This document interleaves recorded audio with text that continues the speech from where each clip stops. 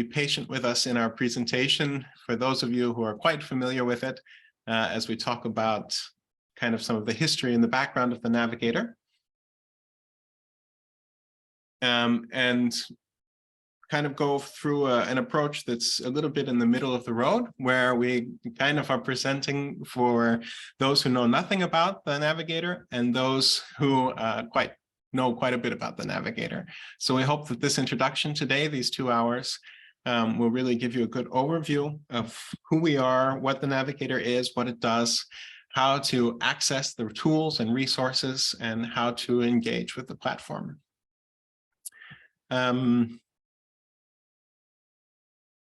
If you have internet issues and need to rejoin, that's very fine. We'll keep an eye out to make sure that you can come back without any problems. And if you drop out, we'll also be recording today for internal use and for the participants. It won't be shared publicly, but it will be shared with those of us who could attend. And I think now we're almost set. We just have 2 attendees left, Helena and Winfred. If you could please accept the invitation to participate as panelists, and then we'll get started.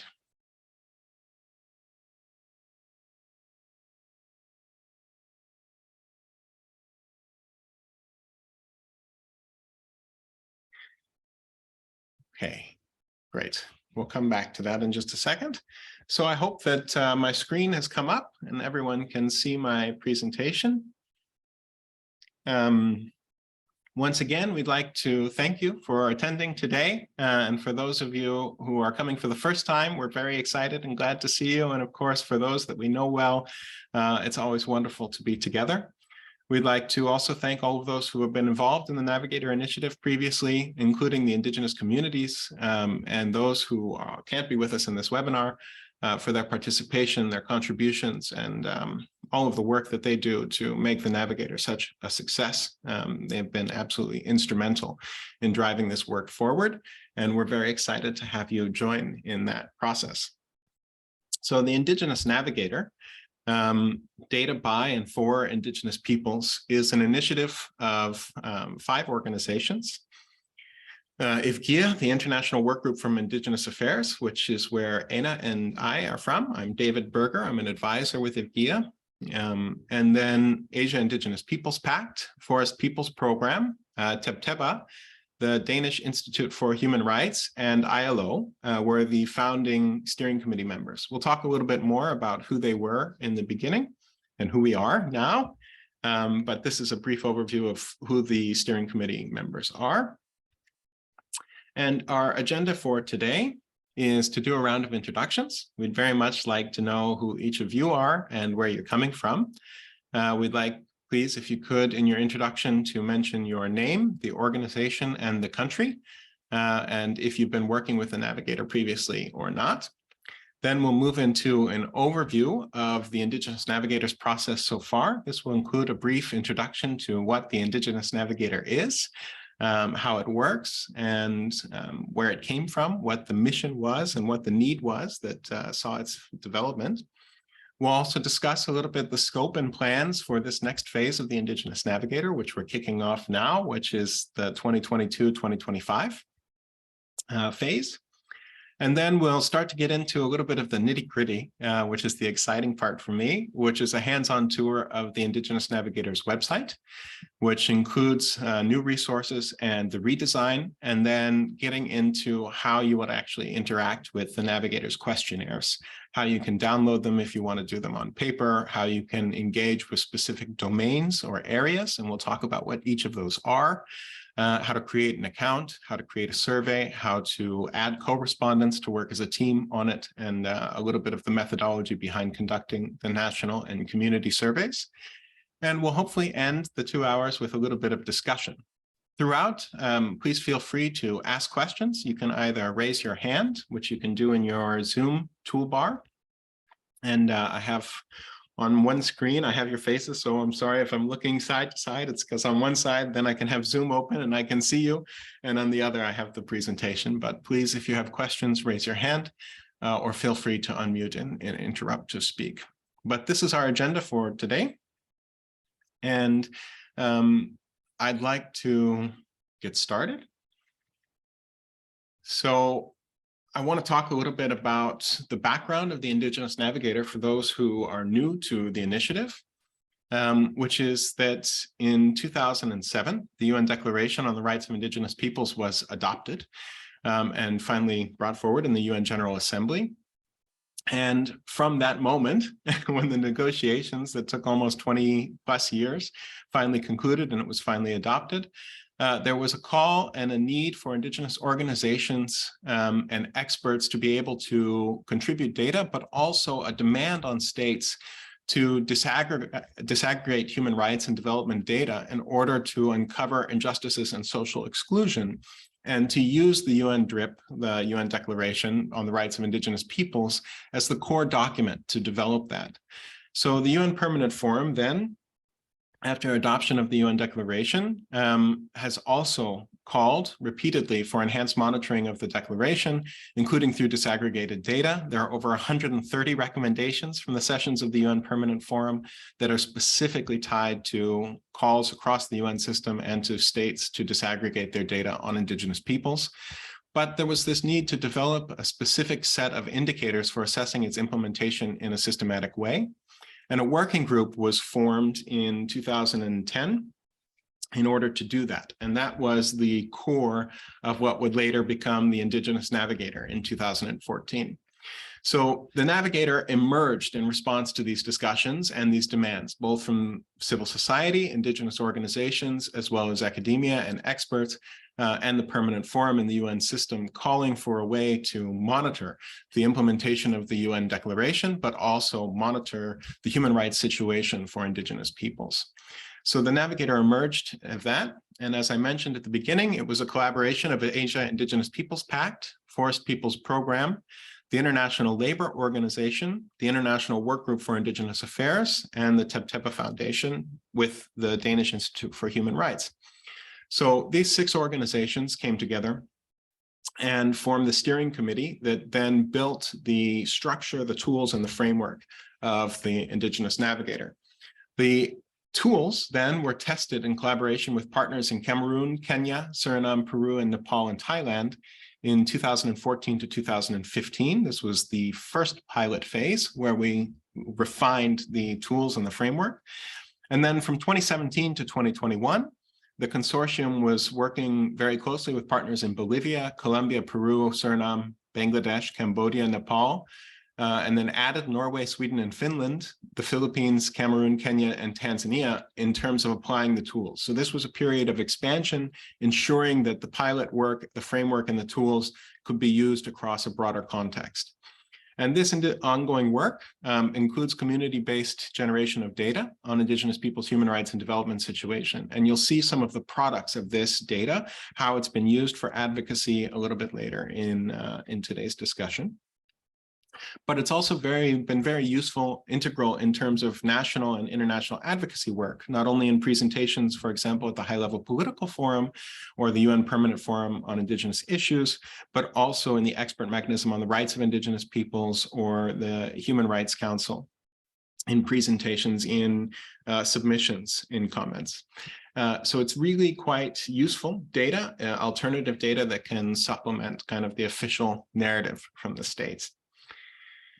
So what's the vision of the Indigenous Navigator? We've talked a little bit about its background, how long it's been around, but the vision really is to provide accessible data by and with Indigenous peoples that will support self-determined development and grounded advocacy towards the full and effective implementation of Indigenous peoples' rights and their self-determined development. And this is truly the core of the Navigator, and it very closely informs the mission of the Indigenous Navigator, which is to support and empower Indigenous organizations in generating and using data in their efforts to hold duty bearers accountable for human rights violations, obligations, and their sustainable development commitments. So I talked a little bit about the high-level political forum as one example of international advocacy. The SDGs are a critical component of national development planning, and using the Indigenous Navigator and Indigenous people's own data through their own governance and their own management of that data to influence those development commitments is critical. And further, the Navigator wants to act as a type of platform or a network to support the formation of alliances with key stakeholders and provide them or to share with them quality data, including sharing that quality data with the United Nations, with governments, with national statistics offices and agencies, with the media and civil society. So really to platform Indigenous peoples' own voices and data and their narratives and their realities and ensure that they are being seen. And why do I say that? So, I mean, the Navigator is a set of tools. It's meant to systematically gather data from the community. It's a form of citizen science, you could say, and to use that data for whatever purposes the communities see as most fit. It's a community-based framework for monitoring and guiding Indigenous people's rights and development, but it's also a national framework that provides a baseline of the national commitments. So we'll talk about that structure, how you have the national survey, which looks at the state's commitments and obligations, and the community survey that monitors what's actually happening on the ground and how the two compare so that you can then move forward with advocacy and demanding that those rights are respected and implemented. So how does it work? The Navigator generates data and documentation. We'll talk about that a little bit further in today's presentation. You'll see exactly how we create documentation that can serve to empower Indigenous peoples to demand respect and implementation of their rights. And what do we monitor? I talked about in the beginning slide about the UN Declaration on the Rights of Indigenous Peoples as the core element of the tools and framework. But the outcomes of the World Conference on Indigenous Peoples in 2014 and essential aspects of the Sustainable Development Goals are woven through the framework. So throughout the tools and the framework, the surveys, you'll also see references to the SDGs. When we talk about fundamental freedoms, for example, we talk about killings, we talk about threats, we talk about attacks against Indigenous communities, Indigenous leaders, and documenting those attacks and violations, and that's very closely linked to 16.10 of the SDGs, which is also looking at violations and attacks. So there is that cross kind of comparison and matrix, which is an essential component of the Indigenous Navigator's tools. We'll talk a little bit more about that in depth.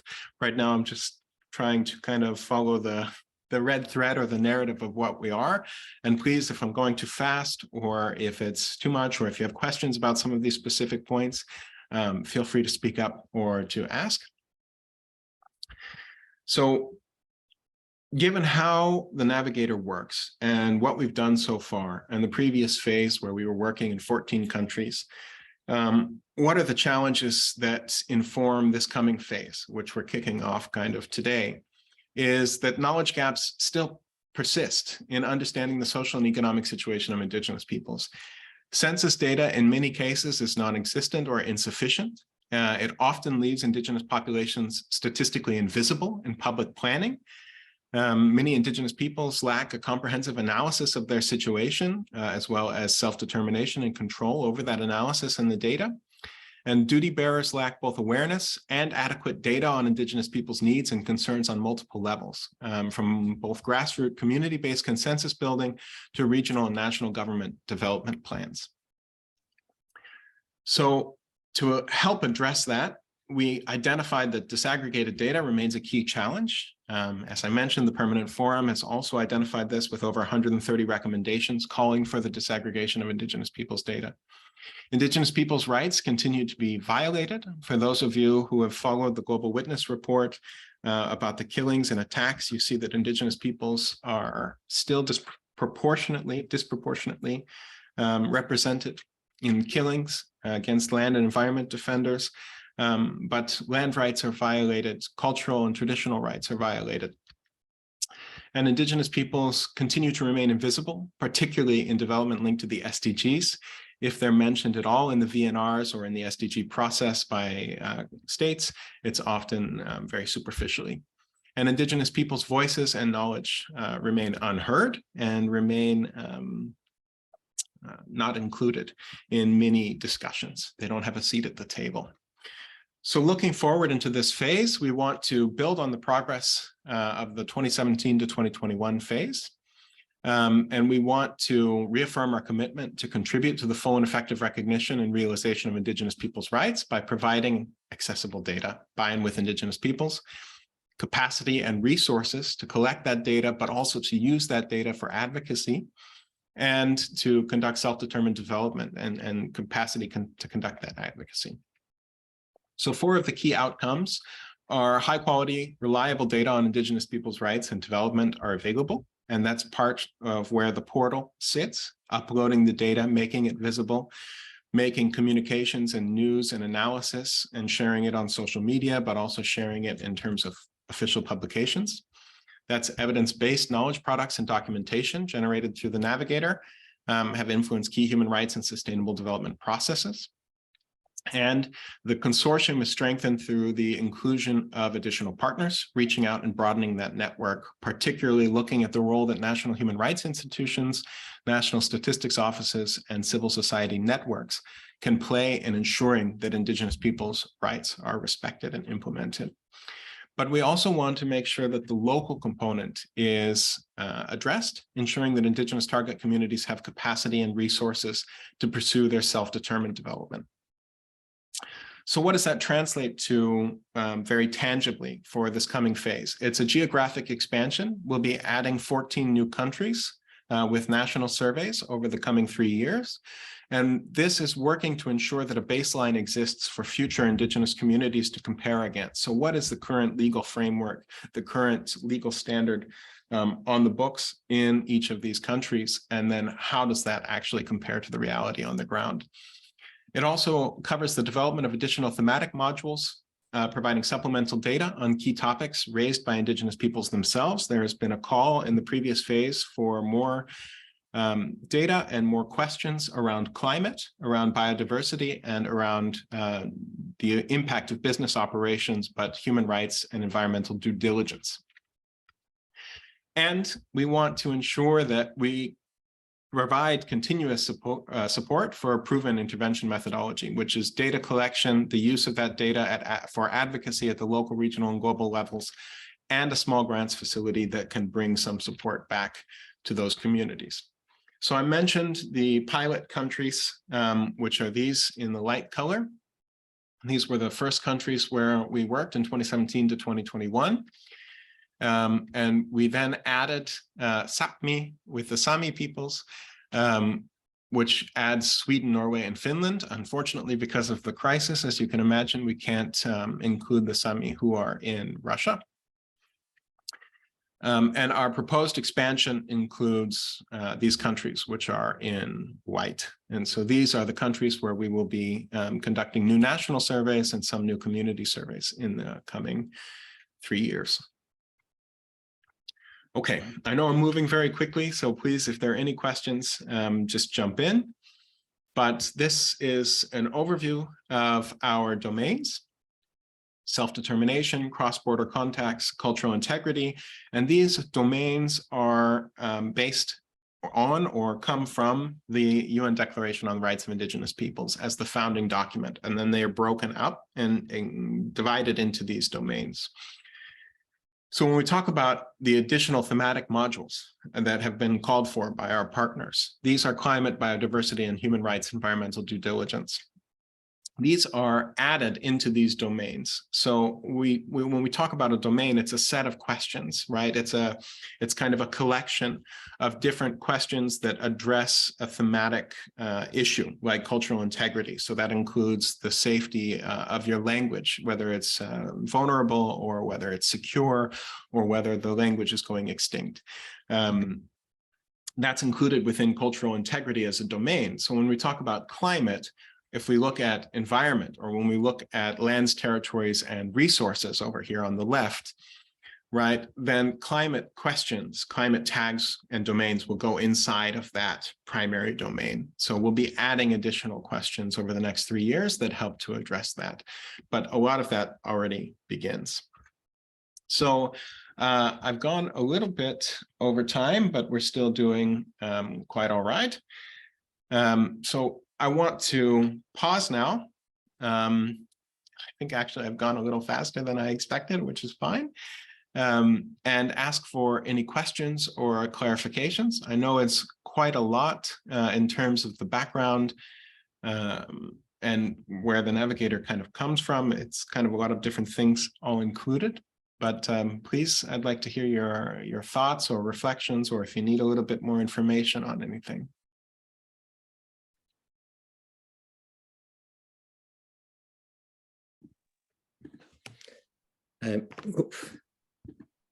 Hi, David. Thanks so much for that. It's Justin Kenrick from Forest People's Programme. Yes. I'm very new to this. I mean, colleagues of mine, as you know, have been working furiously on this with you, but I work mostly in Kenya. And so I have two questions. And one is around the kind of expansion within countries. I work in other parts of Kenya to where it's been focused. And do you see room for that? And do you see a reason for that? Or do you see that as being something that's not really key? Because actually, expansion across countries is obviously really useful for getting a kind of global picture. So that may be more useful for your efforts. That was one question. The second one was around seeing Tanzania there and being aware of how much drastic stuff's been going on in Tanzania recently. I wonder if that was an example, whether that was, again, I know nothing here, but whether there might be a kind of example of how the navigator's been used there and what kind of impact you might hope to achieve with using it there. Yeah, I'm coming from just learning. Yeah. Super. Okay, thank you, Justin. Eunice, I also saw that you unmuted, but can I respond first and then come back to you? Okay. Thank you, Eunice. So yes, absolutely, Justin, we are looking for local expansion, and with the national partners in those countries where we have been working. So in this case, those would be the dark blue. They will not only be doing an update of their national surveys, but there will also be an expansion of the community surveys. So new communities, in the case of Kenya and Tanzania, these are wards or districts, will be added as community surveys. And then the existing communities in some cases will also be revisited to update their data to see how their situation has either improved or if we've seen, unfortunately, a regression. As you know, the situation, as you've just mentioned about Tanzania, in some countries can be quite difficult. In some cases, we see good progress, but in other cases, we do see a regression, which is very important data. It's really important for us to use. It's really sad or difficult to see, but I think it's critical that we do plan for that and that we do have both the that local expansion within country, but also that geographic expansion. Part of the reason that we want to do these national surveys for the new countries in white is because it provides a baseline. It does an analysis of the national level policies, the structural indicators, right? That really tell you, is there recognition for Indigenous peoples? Is there representation in the local legislature or the national legislature? Does the Constitution mention Indigenous peoples, right? And it provides kind of these frameworks that then communities in the future can compare against and say, okay, well, we're promised these rights. And sometimes it also acts as a sensitization tool that you didn't know that the state has these obligations already. And then the community can compare against that, see that, and then push to demand that they actually be implemented. So we do want to do that. For the situation in Tanzania, as is the situation, I mean, we have our steering committee, but the true power of the Indigenous Navigator as an initiative is the national partners and the partners all around the world in these countries that do amazing work. And many of them are with us now. And I want to just thank all of you again for the amazing, inspiring work that you do. But they navigate those situations and develop relationships with the national government, with the statistics offices, with in the case of data, sometimes the data authorities, and have to navigate in those sometimes very challenging environments and situations. And there is risk there, of course, but we trust them to tell us what's possible and what's not. And in the case of Tanzania, our partner there is very strong and has agreed to push forward. I hope that answers a bit. Yeah, great. And then Eunice, if I can, please, I'd love to give you the floor. Thank you very much, David, for a good presentation on the background and the rest of the discussion. We sincerely appreciate. My question, I just wanted to know whether for the countries that we are having a pilot for 2017-2021, do we still do another new survey or do we continue using the one we had for the national level of the community? Thank you. Thank you, Eunice. I think this is a very good question. One thing that I want to clarify is that we won't have time today to talk about too many of the contract issues for the next phase, just because we also need to jump into the portal.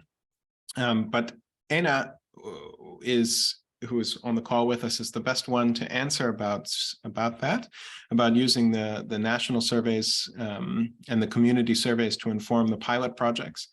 But in most cases, it will be updated community surveys that will inform the generation of a pilot project, because they'll need to use that community survey data in order to generate the needs assessment that will inform the project proposal. And of course, that's on a bilateral partner by partner decision about how that will work. But that's how that's connected. I think we can take one more question and then I have to move forward. But Eunice, I would ask you, could you please write Anna and ask her, because she would be the best to give you a detailed answer in your specific case. Okay, thank you. Is that okay, Anna, or do you want to respond now? Yes, that's okay. I can answer your specific questions, Eunice. But just to clarify that in Kenya, we will be doing the partners will be updating the national survey, and will be in some communities will be resurveyed, and the community survey will also be implemented in completely new communities. So the activities will be based on the new surveys, and where possible, it will also be an idea to compare the previous data with the new data to say something about the development during the past years. Yes, thank you. Great. Thank you, Ina. Thank you both. I see also that we have a question from Nitaya. Yeah, good afternoon, everyone. My name is Nitaya from Impact Association, and we are in this phase. We are the partner of the new partner of IKEA and through ABP.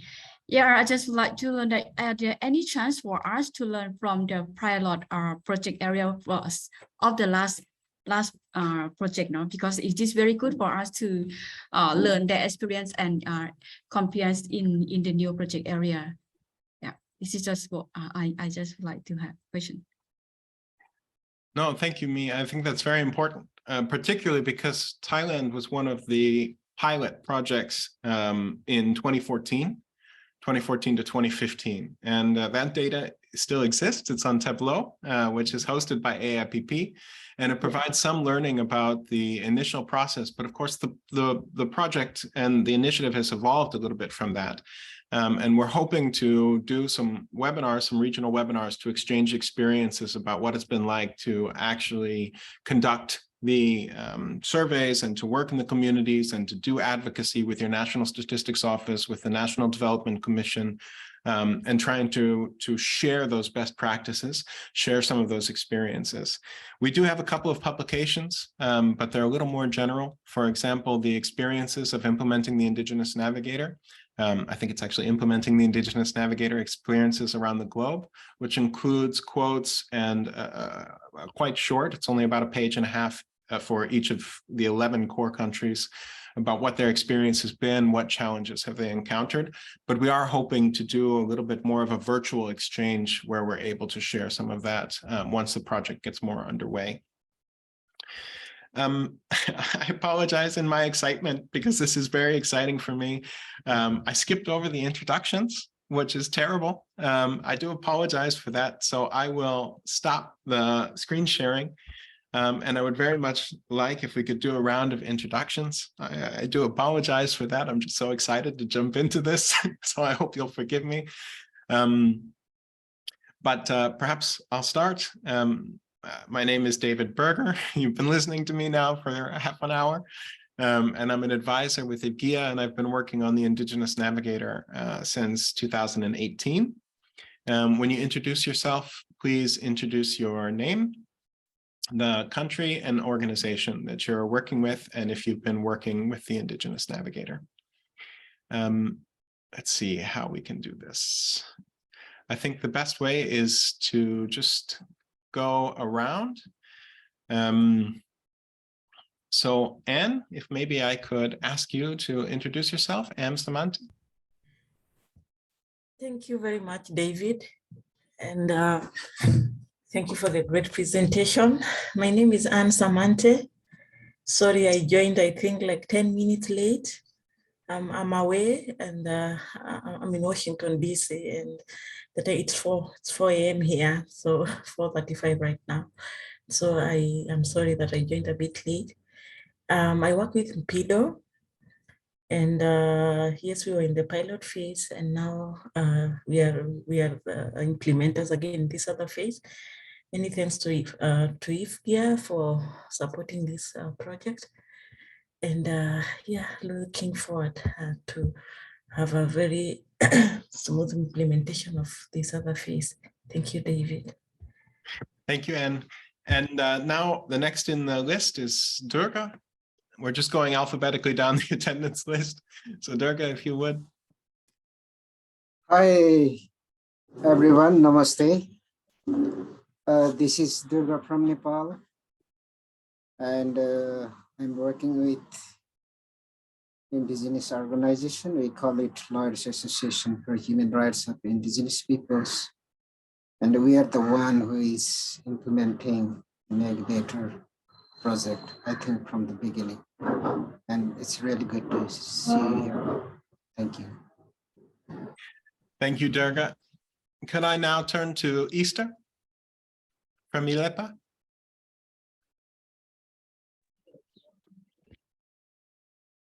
Good time, everybody. My name is Easter Kenywa, working with ILEPA. We are based in Narok County in Kenya. We have worked on the Indigenous Navigator on the previous phases where we've learned a lot, and the community that we are serving has really benefited from the project. So we look forward to this next phase of the project. Good meeting everybody virtually. Thank you so much, Easter. And Elena Horo? Hello, Johar. I'm Elena Horo from India and working with Adivasi Women's Network. Thank you. Thank you, Elena. And Eunice, we've heard from you, but could you introduce yourself, please? Yes. Hi, everyone. My name is Eunice Nkopio. I work with MPIDO in Kenya. We had implemented an Indigenous Navigators project in 2 counties, Narok and Kajiado, and we are very much happy for the good results and the outcome that we have got, and we are looking forward for this new one. And thank you, Iggy and everyone. Thank you, Eunice.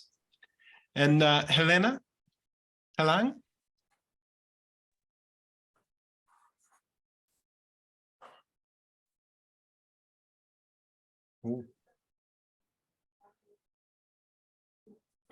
Maybe we'll skip to Helen. Hi everyone, it's Helen. I'm Helen Tugendhat. I work with the Forest Peoples Programme. We've been very lucky to be involved in the Navigator already for a little while. We've worked both in Cameroon with Okani and in Suriname with an organisation called VIDS. I know that neither of those organisations are able to attend this morning, so I just wanted to mention them as they've been long-term partners, and we're looking forward to expand with new partners in this next phase. Thanks very much. Thank you very much, Helen. And could I turn now to Hilda?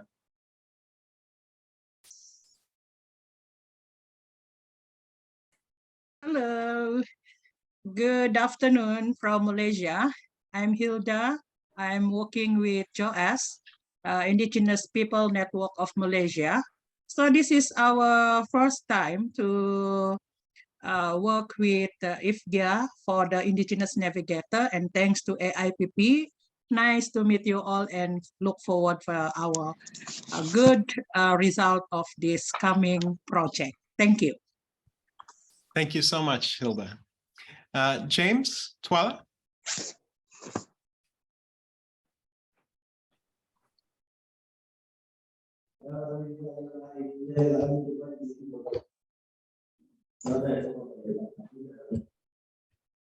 Oh, James, unfortunately, it's very difficult for us to hear you. Oh, maybe it was just the mic. Sorry, Yeah, sorry, perfect. David. My name is James Twala. I work for ILEPA, and I was very lucky to have been extensively involved in the previous Indigenous Navigator in Kenya. And yes, just like my colleagues, we are happy to be in this other phase. We hope that lessons, experiences of the previous navigator will be of great help to this. And thank you, everyone, and thank you for a great presentation. Thank you, James. And Jim Rex, if we could turn to you. Hi, David. Hi, everyone. I'm Jim Rex. I am from the communications of the Tibba Foundation, and I have been involved in the Indigenous Navigator, specifically in the communications part. And I'm actually with Abby and Kuya Paul earlier, but yeah, hello from the Tibba Foundation. Thank you, everyone. Thank you so much, Jim Rex. Now, Justin, if we could ask you to take the floor again. Yeah, greetings everyone. I'm Justin Kenrick, Forest Peoples Programme. I haven't been involved in the Indigenous Navigator. I'm very excited to be getting more involved, learning how it's working and seeing how we can tie in terms of people that I'm working with in Congo, in Uganda, but also in other parts of Kenya, to the other good folk who are here, particularly at Mount Elgin with the Yogeka Chepkatali, who are waiting on a court case decision today. So I'm slightly nervous, but okay, thank you. Fingers crossed. Manoy? So good afternoon. It's me, Manoj from Nepal. I'm working with Laorni. Yeah, Durga already mentioned that we also work in the first phase of Indigenous Navigator. Thank you. Thank you so much. Good to see you. Maurizio? Hi, good day, everyone. Sorry I joined 20 minutes late, so I'm afraid I missed your initial presentation, David. I will need to watch the recording later. I was on the road. I'm Maurizio Ferrari with the Forest Peoples Program. I was a bit involved at the very beginning, supporting Georgie to edit GIA to design the very first phase back in 2014, and then a little bit with the Thai partners in 2014, 2015. Now I'm actually very keen to learn what the project has achieved so far, and to try to support the next phase as well. Also, given the fact that probably there will be some work related to biodiversity in the next phase as well, and I've been involved very much in the Convention on Biological Diversity and IBES. So hopefully there will be some good synergies developed there. Thank you very much. Yes, definitely, Maurizio. We're very much looking forward to it. Me, if I could turn back to you. Yeah, good afternoon again. Yeah, my name is Nitya Yakana. I'm working at the Impact Association, and Impact, we are joining since in the beginning with our FPP or so. And yeah, thank you very much for involving us again. And these two are very interesting for us, and really hope that it can be used and will be useful in our country. Yeah, thank you. Thank you so much, Me. Palab, could I ask you also to introduce yourself? Yes, good afternoon from Bangladesh. And I am Pallab Chakma. I'm working with Kapeng Foundation. And previously we implemented Navigator project in Bangladesh, and we generated 15 community data from 15 indigenous communities in Bangladesh. And I'm looking forward to work more on it. Thank you. Yeah, we're very excited. Okay. Miriam, could I ask you to take the floor?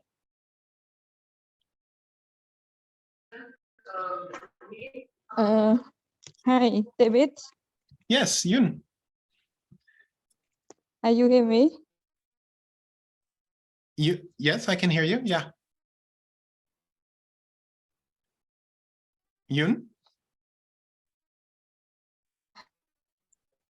Monday, okay. My name is Mane.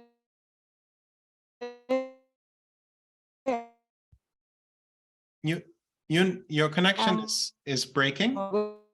Unfortunately, we can't understand you. But Yun, we unfortunately we can't understand you because the connection is poor. But so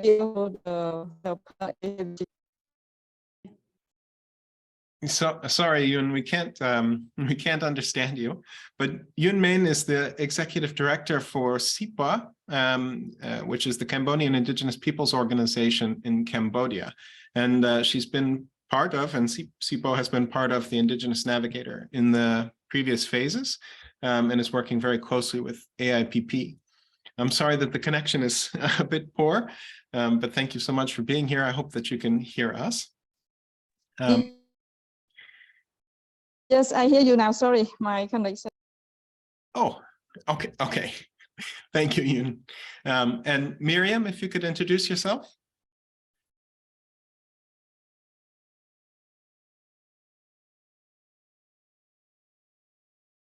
Sorry, Miriam, we're not getting your audio coming through. We see you, your video's on, but no audio. But you're not muted. So it seems like there's a conflict maybe for the microphone.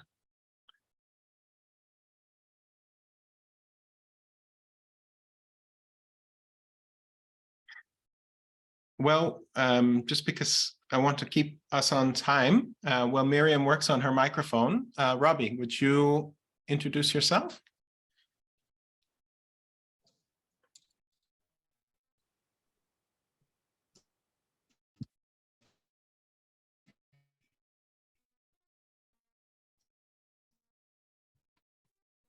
Ooh. Robbie, can you hear us? Sorry, I could not open my video. I'm on the road right now, but I'm Robbie Hali from the Philippines with multiple organizations. But I was involved. Can you hear me? Yes, we can hear you now, Robbie. It was a little... audible? Okay. Yeah, so I pilot phase with AIPP, and in the second phase, coordinating the project in Kenya, Tanzania. Now for this phase, I'm hoping that still happy to provide support in the implementation. Thank you. Wonderful. Thank you, Robbie. It was a little bit mixed up in the signal, but I think we got it through. So thank you so much. And thank you for all of the work. And we're very much looking forward to working with you in this next phase, particularly around the SDGs. Now, if I could turn to Sayonara. Hello, everyone. I am Sayonara from the Danish Institute for Human Rights. We have been really lucky to be involved in the project from the beginning, some other colleagues of mine, but for me personally, I am just getting onboarded as well on the Indigenous Navigator and will be supporting the project in one of the objectives that David mentioned before on strengthening relationships with the national human rights institutions and the national statistical offices. Very nice to meet you all. Thank you so much, Sayonara. And could we now go to Savorni, Dewan?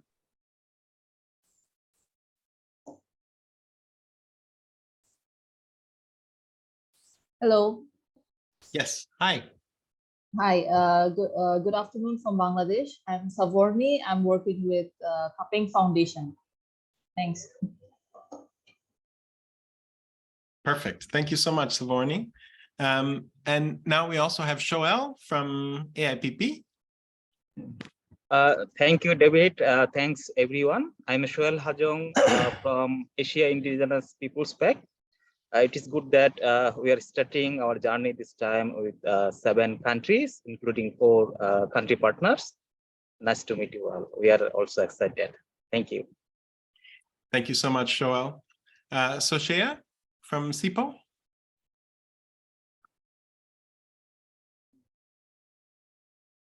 Oh, you're muted still? Good evening, everyone. It's nice to meet you again. This is Ochia from SIPO. I'm in charge of programs for SIPO. So, as has been working with the previous project, so I am excited to looking forward for this new project. Thank you. Wonderful. Thank you so much. Sue, I'm sorry if I mispronounce this. Sujoya? Sorry about that.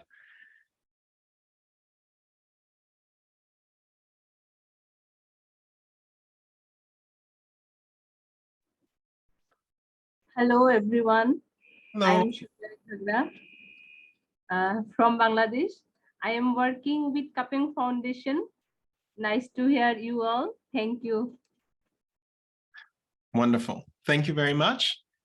And then Miriam, can we try again? And if not, maybe we could type in the chat.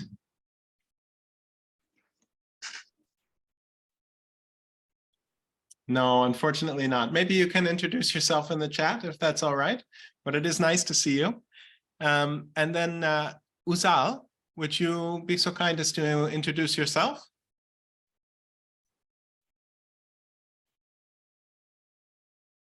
Hello, can you hear me? Yes. Thank you, David, and greetings to you all.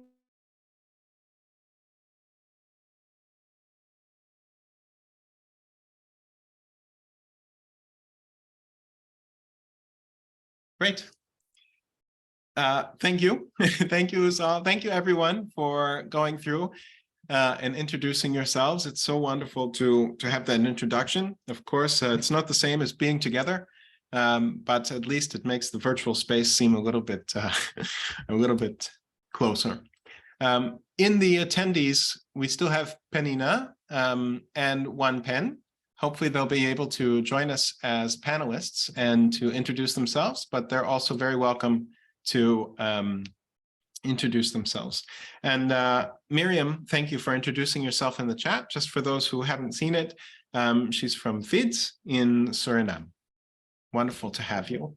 And of course, our best regards also to Carla and our fingers crossed. Okay, now we're about on time.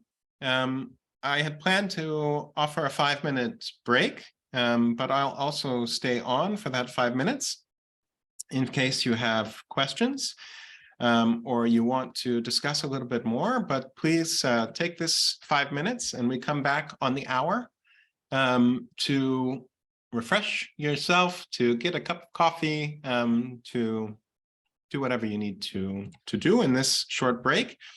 And then we'll come back and start to go into the portal, the website itself, as well as the surveys, and get a little bit more hands-on, the part that I'm pretty excited about. But yes, so please do take a 5-minute break and come back on the hour. So I guess that's actually a 6-minute break by my watch. And if you have any questions, you're very welcome to ask.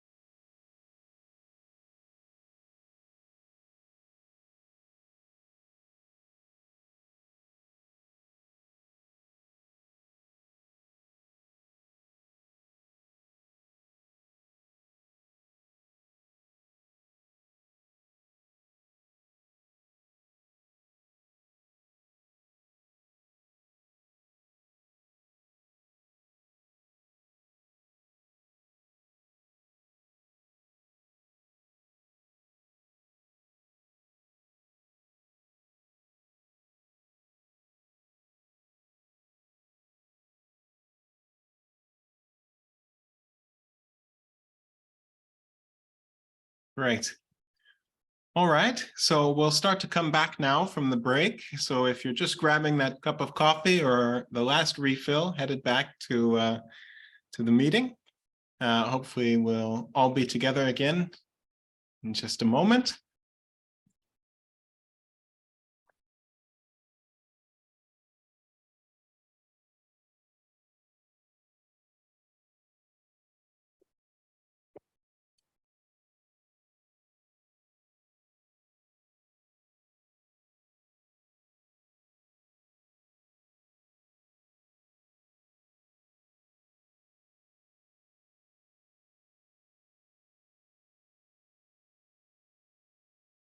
Okay.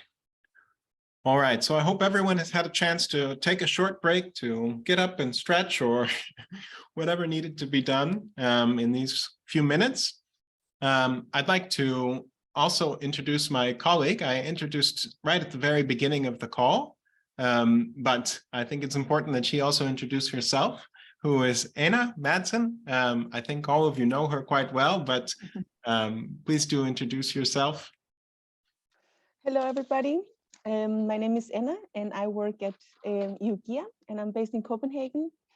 And I had the pleasure to work with the Navigator for the past 4 years. And as you know, ENG is the grant lead for this project, and I'm the coordinator of the global project. So I am the link between the donor and the partners. So I will be in contact with many of you regarding contracts, budgets, work plans, reports, and everything in between. So it's very nice to see you all here today. And yes, thank you, David. Thank you so much, Ina. One of the other things, just for you to know and for your partners also to know, is if you have any technical issues with the portal, which is what we're going to look at here in just a moment, or uploading the surveys or the review process or the co-respondent process or understanding the website, that type of technical assistance, please feel free to write to me. I'll put my email in the chat. It's db@ivgia.org, or you can write to the Navigator email, which is navigator@ivgia.org. Please do feel free to reach out. We can organize a quick call or do a screen share or walk through the portal or the surveys in case there's any challenge there. Or if you need a new user added and verified, you can reach out to me. And then, as Anna said, for anything about the administration of the grants or the contracts, she is the contact person and she's your best resource. She's fantastic. So now that we're all back, I'd like to start, since we had our introductions, with kind of the short version of the presentation that I've done before, which is what the Navigator can be used for. This is a great video that was produced by our colleagues. Sayonara is on the call with us, but from DIHR, the Danish Institute for Human Rights. So hopefully— We are over 5,000 different indigenous peoples worldwide, comprising 476 million individuals in 90 countries. All indigenous communities are culturally distinct, but we face many of the same human rights challenges. Across the globe, we experience discrimination, marginalization, and exclusion from political processes and decision-making that affect our lives. Our rights to lands, territories, and natural resources are often not respected. This severely impacts our livelihoods, food security, and well-being. We are also 3 times more likely than other people to live in extreme poverty, making us more vulnerable to the impact of climate change and to the devastating effects of COVID-19. It is critical to document and raise awareness about our human rights situation. That's why the Indigenous Navigator was created, to provide a set of tools to monitor the recognition and implementation of our rights worldwide. The Indigenous Navigator is developed by a number of Indigenous peoples and human rights organizations. The online tools and resources help Indigenous communities to collect data on the community and the national situation. The tools cover essential thematic areas. These include rights to self-determination, lands, territories, and resources, as well as health and education. Monitoring of the UN Declaration on the Rights of Indigenous People and other human rights and labor instruments are built into the tools. And so are all the Sustainable Development Goals related to Indigenous peoples' rights. Thereby, the Indigenous Navigator can be used to monitor both the most important human rights instruments and the Sustainable Development Goals. The collected data is presented in comprehensive national and community reports and can be visualized, explored, and compared in our online portal. By documenting and reporting our own situations, we can enhance our access to justice and development and help document the situation of Indigenous peoples globally. Indigenous communities can use the data to advocate for their rights at the local, national, and international level. It can also help to hold states accountable by monitoring their compliance with or failure to meet human rights obligations with regards to Indigenous peoples. Many Indigenous communities have already benefited from the Indigenous Navigators tools. One of these is Okani, a community-based Indigenous organization located in Cameroon. Using the tool to collect data at the community level, Okani was able to record the number of community members who don't have birth certificates and national identity cards. Without these documents, they are unable to vote, apply for jobs, or move freely around the country. This data provided Okani with important advocacy materials, which helped them to take action. In this way, the Indigenous Navigator can support and strengthen the self-determined governance and empower us to claim our rights. For more information, go online at indigenousnavigator.org. So that is a little bit of a kind of teaser video, an overview video of what the Indigenous Navigator can be used for, with a nice concrete case from our partners in Cameroon, who Helen also mentioned in her introduction, who unfortunately can't be with us today, but have done fabulous work, really fantastic work. So the next part of this session for the next 50 minutes, well, probably 45 minutes, we're actually going to dive into the Indigenous Navigator's website and portal itself. And just like before, please feel free to raise your hand or to speak up with any questions as I go along.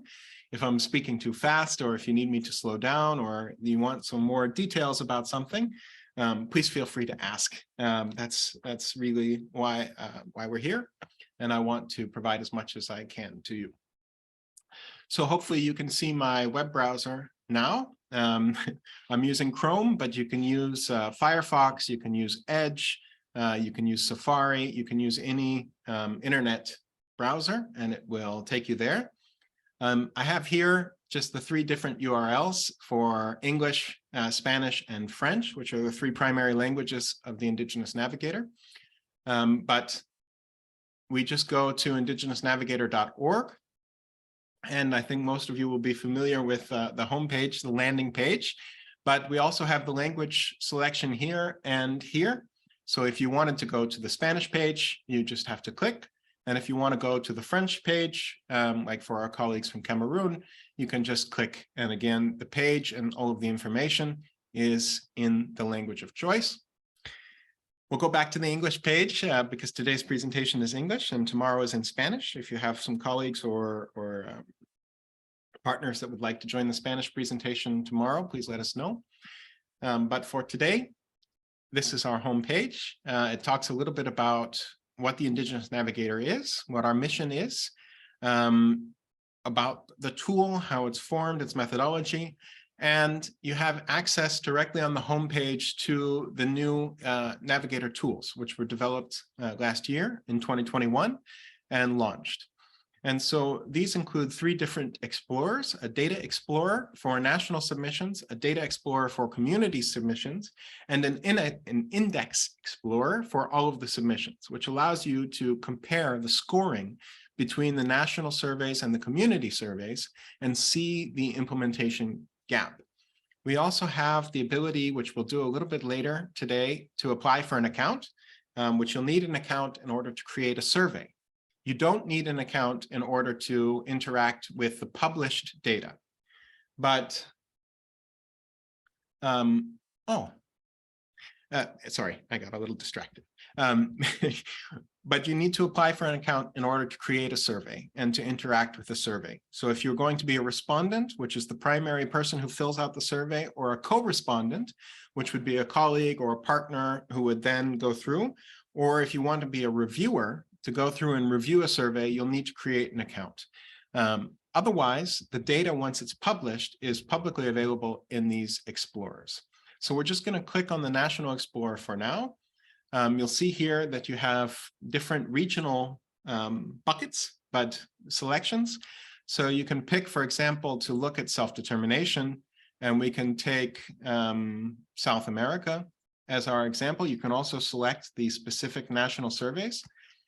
You can click on filter here, and you then get the self-determination domain with the self-determination questions, what the question being asked is, the tag, if it's relevant in this case, and then, you know, whether or not the Constitution recognizes Indigenous peoples' right to self-determination. In this case, we have kind of a mixed response. You have a slider here to navigate over. So you can see in Bolivia, the answer has been yes. The Constitution does, and this is the article, the two articles where it is recognized, where Indigenous peoples are recognized. However, in Peru, from the survey from 2018, the answer was no. And then in Colombia, you can see that the answer was yes to that question. And then the comment provides extra details. So this is very important because it's very useful to be able to see not only the yes and no, which is what this first summary column does, summaries, right? And you can even generate a diagram when you have more data. So a question where it's looking at all of the communities, for example, you would then have quite a bit more data here, and you could then use that in a report or in a diagram that you needed. But then you also have the comments.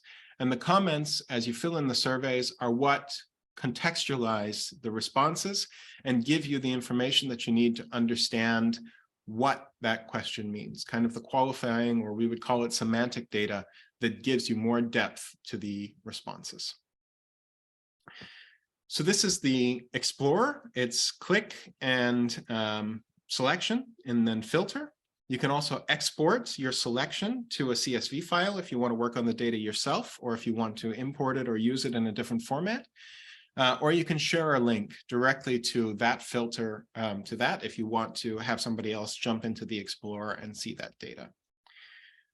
So that's the National Survey Explorer. The Data Explorer for the community surveys, it's the same format. You can pick South America again, but now we're looking at communities. So there will be quite a number more. So we have self-determination, we have South America. When we click on filter now, you can see that we have quite a few more communities. So they're here now in the top yellow box of the table. So all of these communities have collected their data and have responded. And then you can see now how a diagram would be more useful, right? So we have a number that have no data here, that they had to skip this question. But then we also have the yes and the no in percentages, and the number of questions about whether the state recognizes the peoples covered in the survey as distinct peoples with collective rights or as Indigenous peoples. And then you have, again, the response and the comment. And when we open up the surveys, we'll see into that. I see in the chat that Me is asking if we have a manual, and yes, we do. So I'll talk about that next. So this is the landing page. You can jump right into kind of a quick FAQ about what is the Navigator, what is the tool, and get right into the data, as well as apply for an account if you want to upload data right away. And then we have the latest news, which we will encourage you if you want to write or to promote a press release or some type of highlight of the work that you're doing. This can be included here under the Indigenous Navigators news and put on the Indigenous Navigators social media. Jim Rex, who we had introduced in the last session, in the morning session, in the last hour, sorry, is with the communications for Tipteba, and they are the lead on the communications role. But then we also have publications, which are highlights.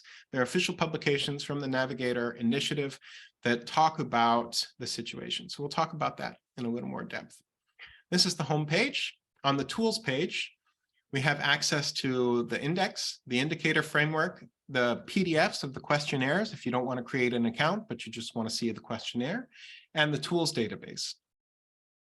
It's also a short description of how the system works.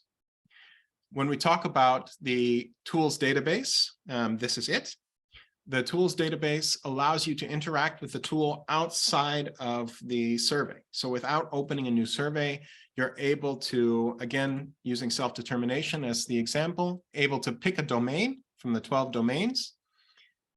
You can refine the search, come in, and then select what you want to do. What if you want to look at a specific UN declaration article, if you want to look at an SDG indicator, if you want to look at only community surveys or only national surveys, or if you want to do a free keyword search for environment, for example, or for IUCN to look at biodiversity, for example. You can do that here. You can also select this related instrument, and when you hit apply, now it pulls the tool framework into a structure like this that you can download as a CSV or a PDF. So here it says, what's the domain? Self-determination. What are the attributes? Respect for Indigenous people's rights to do self-determination. What articles are relevant in the UN Declaration, Article 3 and the preamble? What instruments also recognize this right? The ICCPR, the ICESCR. And if you click on this, it will take you to the actual instrument. So then you'll be able to read it, to cite it, to use it in your advocacy. So all of these are hyperlinked so that you can do that. Then it tells you what type of indicator it is, whether it's a structural indicator or a process indicator or an outcome indicator.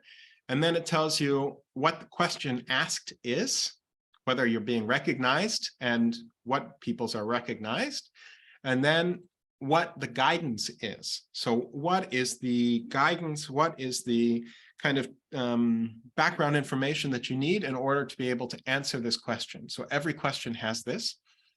So this tool allows you to access and interact with that in piece by piece without actually getting into a survey. You can just take the whole structure apart, use the framework and tool as you see fit, as you need for other projects. So say that you were doing a brief to a national development organization or plan, and you needed to specifically look at lands, territories, and resources.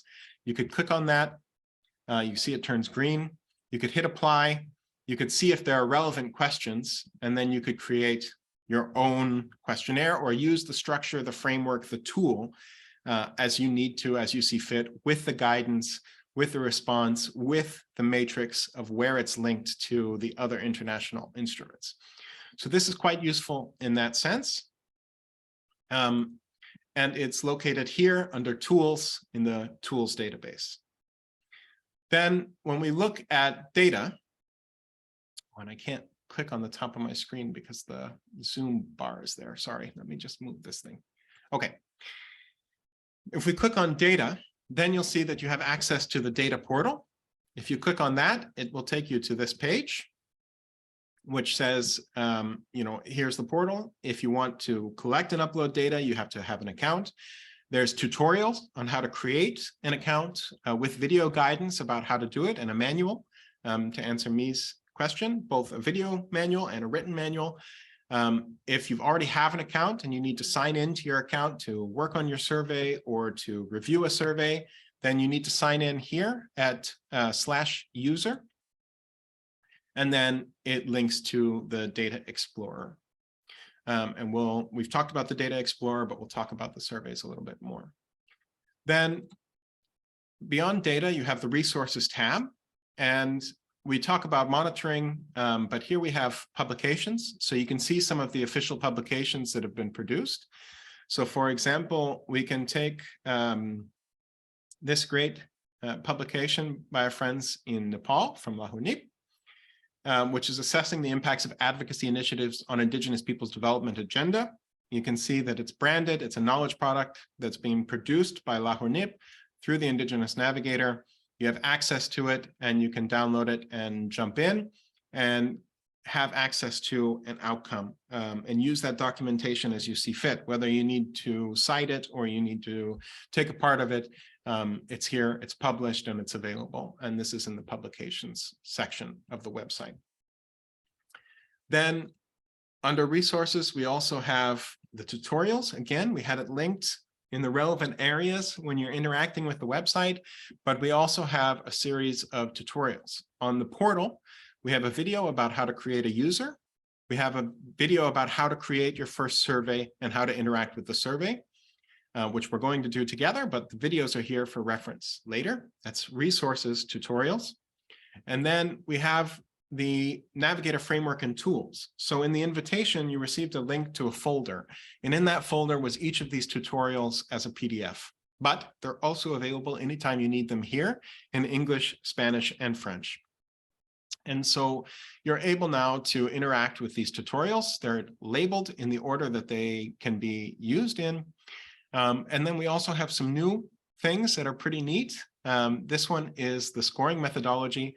So if you've ever been interested in how the scores for the surveys are calculated, when we say that there's a gap, or when we say that, you know, X country is only 15% compliant in recognizing Indigenous people's rights, this is how that is calculated. So it's transparent. The methodology is there. If you're interested, or if someone asks you about it, you have this as a reference document to share with them about how this is done, why and it's robust, and why it's trustworthy, right, and legitimate information. So all of that is here under resources and tutorials.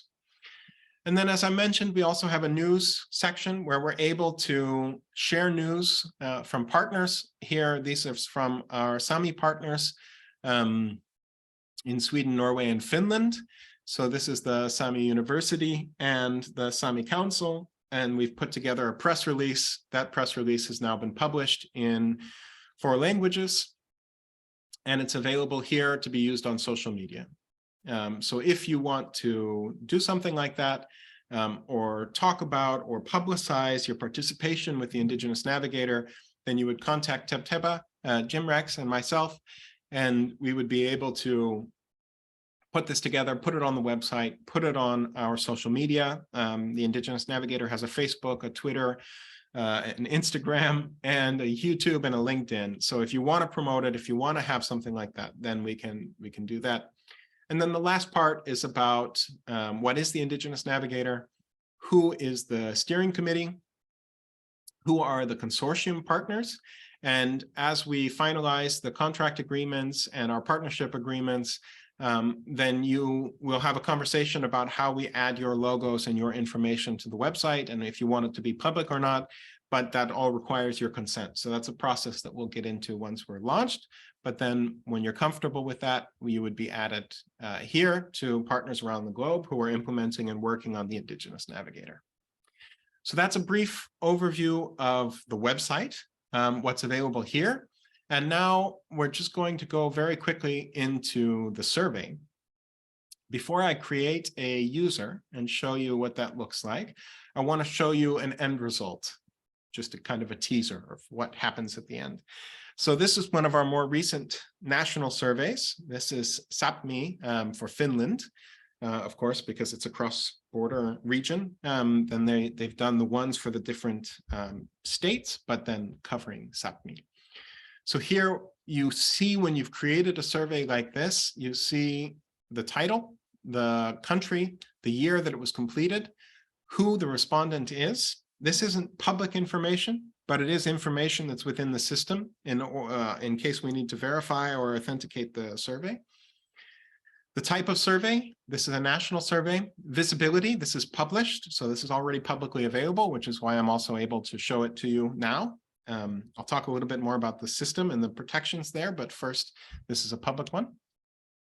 You see who the respondent is, the person who was the primary lead in filling it out. And then you see who the reviewer was. So here the reviewer was Juho Keva, a senior statistician from Statistics Finland. So the National Statistics Office, Statistics Finland here, in this case, was willing to and able to come in and review the national survey and to add feedback to those parts, and then you list which parts. Here you can see the submission itself, and here you can see the co-respondents. So if you want to work on it together as more than one, right? So say, for example, that Anna and I were going to do a survey of Denmark, then we would be a primary respondent, we would invite a co-respondent, so Anna would invite me to be a co-respondent on the survey. We could both work through the survey together. And when you're ready to have it reviewed, you can invite a reviewer and send them an email. It's a very simple interface. You just put their email in, they receive an email that invites them to review. Now, there's a couple of things that happen when you hit the publish button.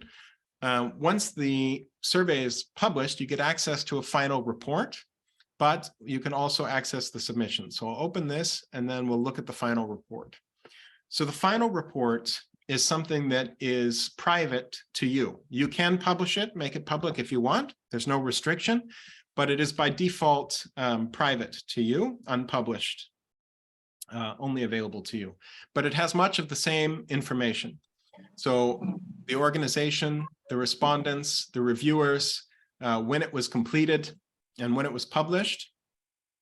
You can add a map if you want, but we would suggest that you don't, just because they can be very contentious.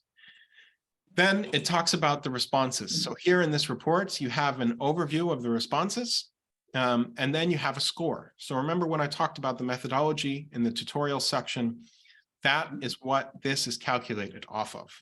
So this 22% is the implementation or the recognition of Indigenous peoples' rights in the national level, or compliance, we should say.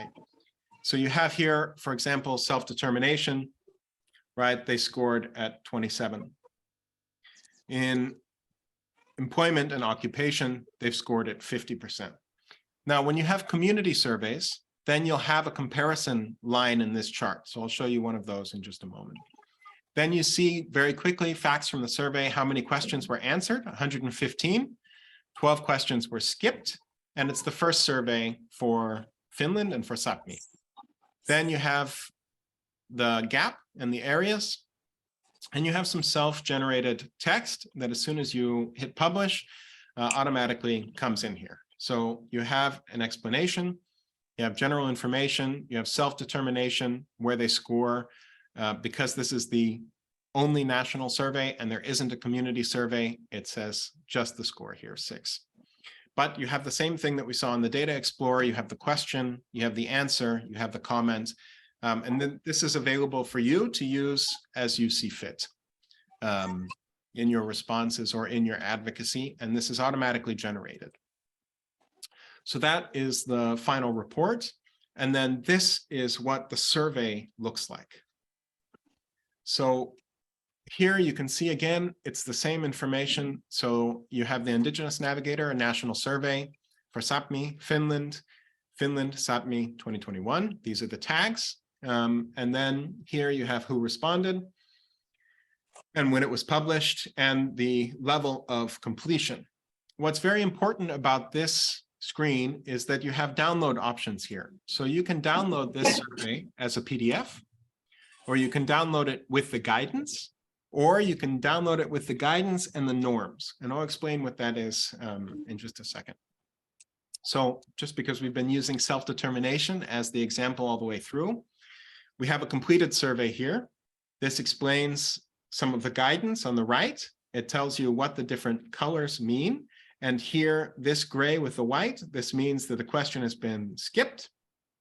And when it's in the review process, you'll get another circle that's red if you have to review a question. So here you can see very quickly that we have the domain, self-determination, and then we have the areas that fit under self-determination. So remember when we talked about biodiversity, about climate, about human rights and environmental due diligence as being added into the existing domains. That's what that means, is that under, in this case, self-determination isn't quite right, but under this domain, then we would add the relevant questions or areas for climate, biodiversity, and environmental and human rights due diligence. For each question, you have general information, you have the guidance, and then you have resources about how to answer on the right-hand side. So here, does the Constitution or national legislation recognize Indigenous peoples' rights to self-determination, for example, to freely determine their political status and freely pursue their economic, social, and cultural development? No. The comment is here relating to the Constitution of Finland, right? Then whether or not the review was approved, and the guidance here about what we're asking, what types of data sources could provide this, and then being able to answer yes or no, what those answers mean, and what's being monitored. What we saw in the tools database, but now available as you're going through the survey, so that at each question, you have your guidance, you have what's being monitored, and you're able to add a comment to explain every answer that you have. So this is, of course, a completed survey, but I would just like to mention that you don't have to be a lawyer or an expert or you know, someone with a PhD in order to complete a national survey or a community survey.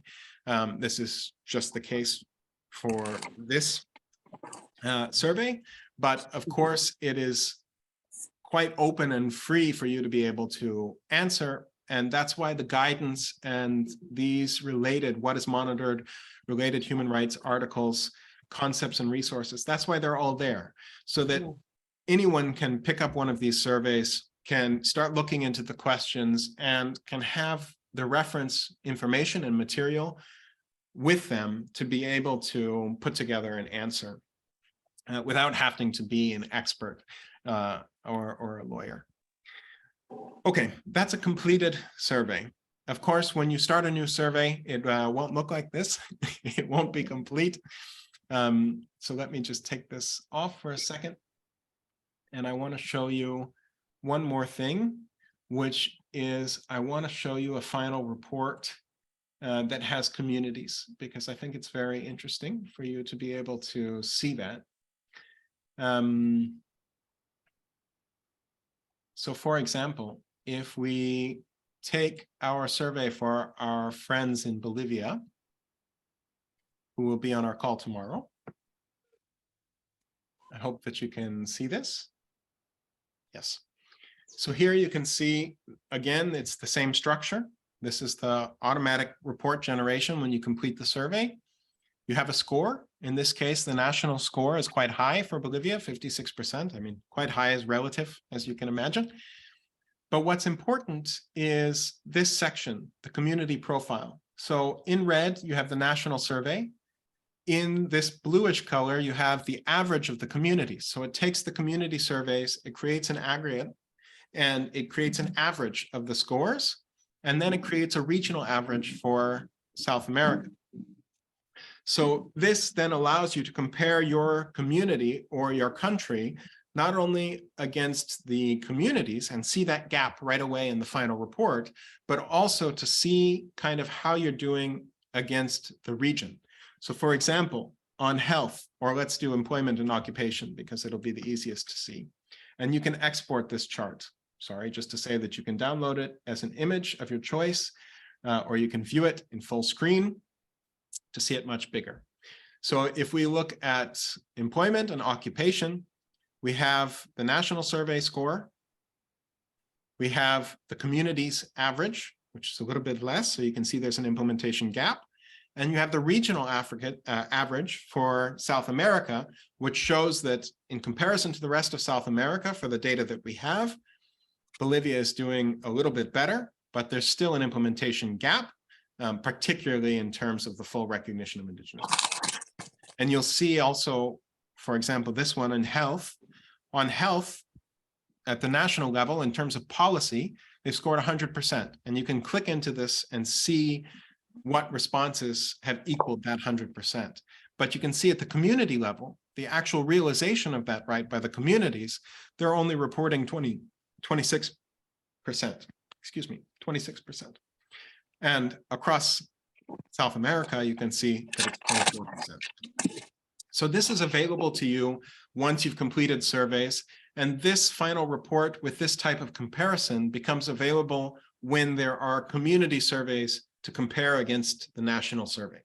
So for those partners who will just be doing a national survey, and we won't have community surveys yet, you won't unfortunately be able to have this comparison. But as soon as we get some community surveys in, then you'll be able to have this type of comparison. Then it has some quick calculations about areas with the lowest right support and areas with the highest gap between the national and the community survey. And again, what led to that calculation? What is the score? What is the actual answer? So if you want to learn about why health was ranked as 100% in the national survey, but 26% in the community surveys average, you can come in here, go down to health and get it. Okay, so that's what a national survey and a final report look like. And again, you can download those as a PDF. You can download them with the guidance without. And that's available to you from the moment that you start a survey. So you can download a blank copy as PDF of the survey and be able to do it on paper. You don't have to fill in the survey online in the portal. You can take it out to the communities with you. You can print it with all of the guidance so that you have a paper copy if you need it, and then come back and fill in the survey when you're ready to upload it. Okay. Once you have decided that you're going to do a survey, or maybe actually it's 11:35, so let me pause and ask if there are any questions so far about what I've shown before I take a quick look at creating a user.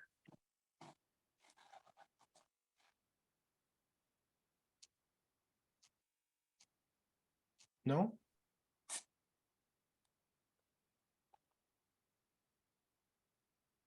Okay, great. I've stunned you all into silence. All right. So hopefully now you can see the browser again, right? There is a up now, David. I'm sorry? N. There is a hand up from N now. Ah, oh, wonderful. Thank you, Sayonara. Yes, Anne. Yeah, David, just one question. Mm-hmm. I see that we have somewhere that we need to have the respondents, and some respondents at times, be it institutions or individuals, wouldn't want to be their names to be publicized. Absolutely. And so how do we go about that? Yeah, great. That's a perfect question, Anne, because it's so important. So when you apply for an account, this is your personal account, right? And this is the one that you will make, but you can make this as an organization. So in this case, I'm just going to make this as Indigenous Navigator. And the mail I'm going to use is navigator@ivgia.org, right? And a password I'll generate. I won't tell you what that is. But you can see that it tells you that the passwords match.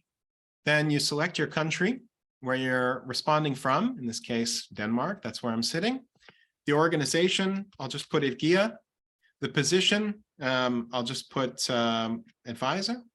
Why am I creating accounts?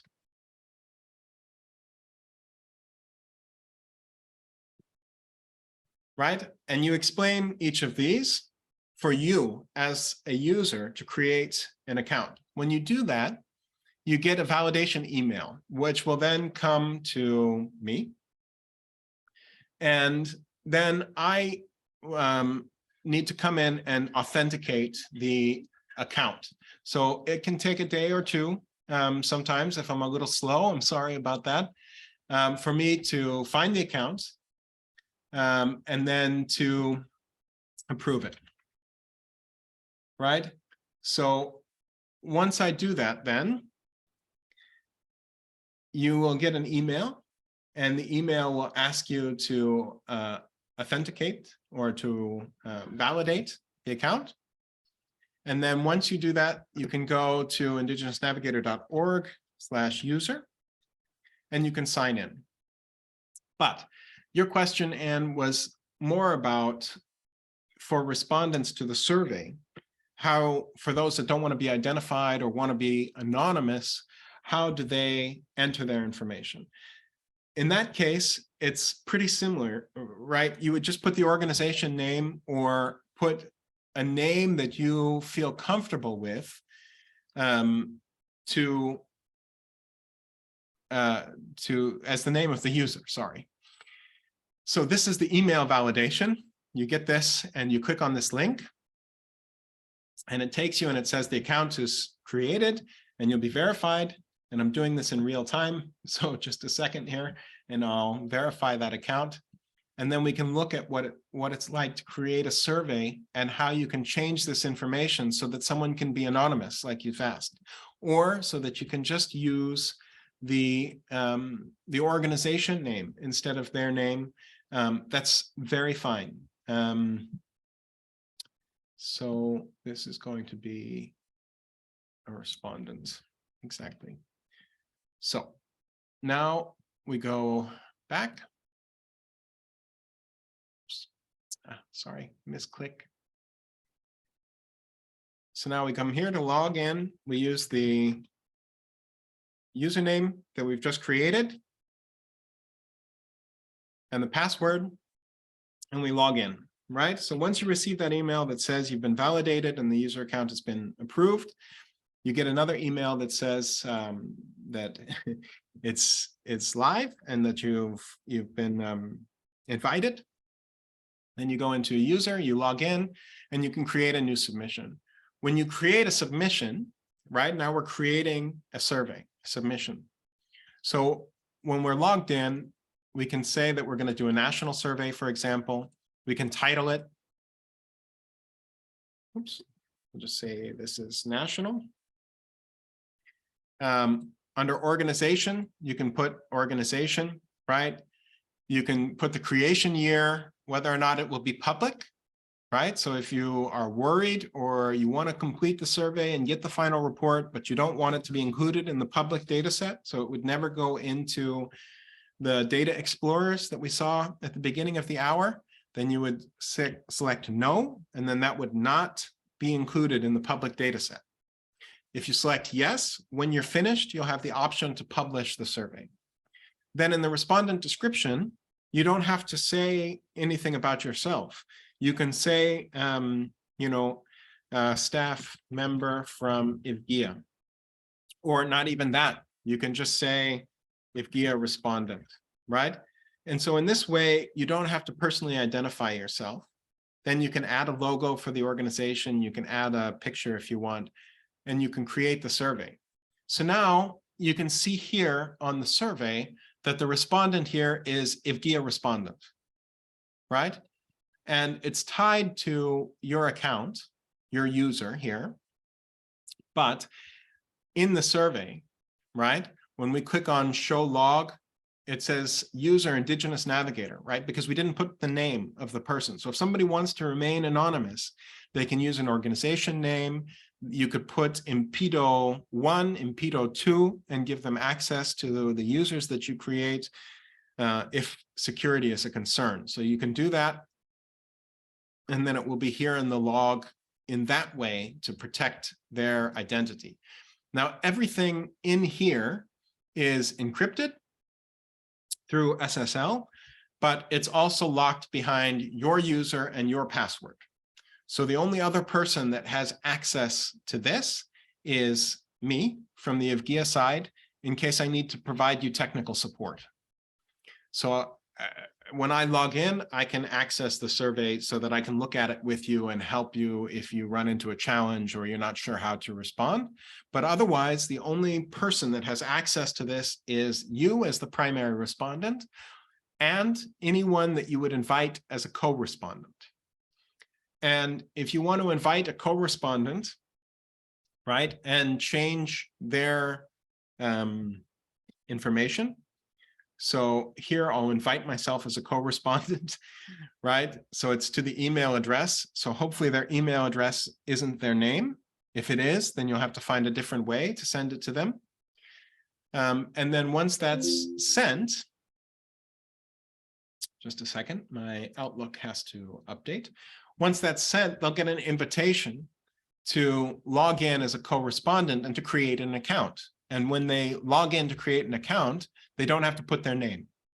But you would want them, in the case that it's quite sensitive, to not use an email address that is their name, right? Because even though it's locked and encrypted, you know, a very persistent state could still break the encryption and gain access to it, or whatever might happen. But if you're using an email address that isn't their name, and then they don't put their name in when they create their user, but they put in an organization, then that's very fine. There's no problem to do that. So does that answer your question, Anne? Yes, you did. Yeah, that's clear. Thank you, David. Okay, great.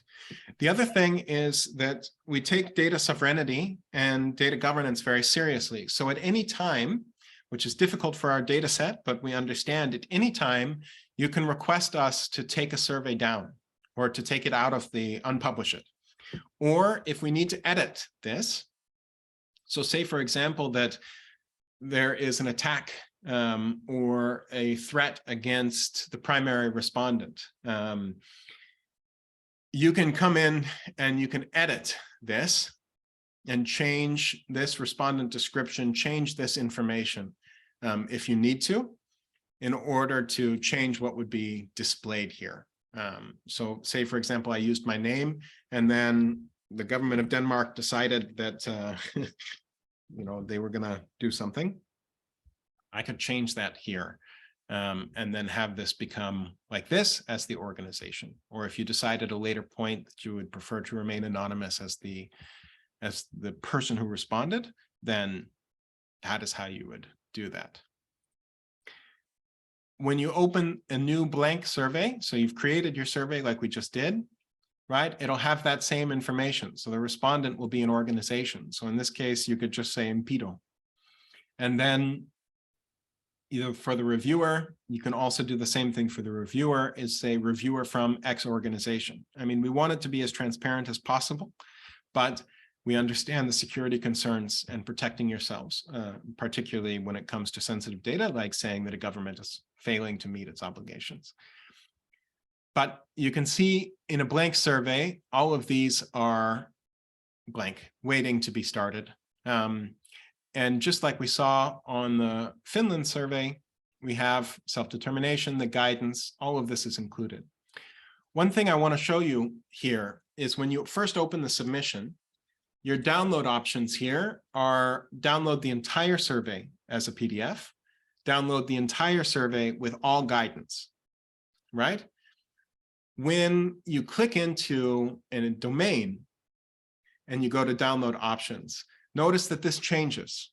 And this is important. This has been one point where I've gotten a couple of calls, which is here you want to download the whole survey, then you have to go back to the overview, which is this button in the middle here. But if you just want to download self-determination, or in this case, cultural integrity with the guidance, because you're just asking a community a selection, maybe cultural integrity, maybe lands, territories, and resources, maybe fundamental freedoms, and those are the 3 domains that you're asking, then you can click into that domain and download just the questions of that domain in the survey so that you can take that with you. So I hope that makes sense, that you can break it into modules.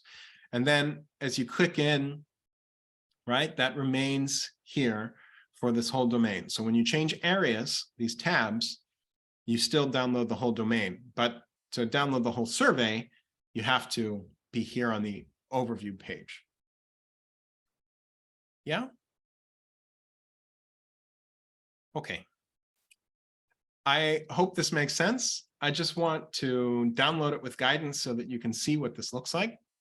So you would just click download and it'll download a PDF for you. You can open this in your browser like I just did. And then it'll say all of that information at the top. And then here you have the questions. Then you have the guidance for the questions just below. So I hope that makes sense. This is what it looks like when you print it and the guidance. Yeah?